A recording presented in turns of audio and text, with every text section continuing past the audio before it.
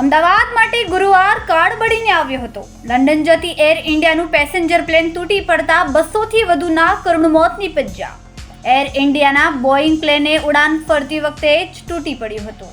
અમદાવાદ શહેરના મેઘાણીનગર આઈજીપી કમ્પાઉન્ડમાં 171 Air India Boeing plane crash થયું છે। આ પ્લેન 1:38 વાગે ટેક ઓફ થયું અને 1:40 વાગે ક્રેશ થઈને આ પ્લેન બિલ્ડિંગમાં અથડાયું હતું। આ પ્લેનમાં 200 જેટલા પેસેન્જર અને કાર્ગો પણ હતા। ફાયર અને પોલીસને મેસેજ મળ્યો, જેના પગલે ઘટના સ્થળે રવાના થયા। દુર્ઘટનાને પગલે તમામ રસ્તાઓ બંધ કરી દેવામાં આવ્યા। ગૃહમંત્રી અમિત શાહે મુખ્યમંત્રી ભૂપેન્દ્ર પટેલ, ગૃહ રાજ્યમંત્રી અને પોલીસ કમિશનર સાથે વાત કરી છે, તેમજ કેન્દ્ર સરકારમાંથી તમામ મદદની ખાતરી આપી હતી।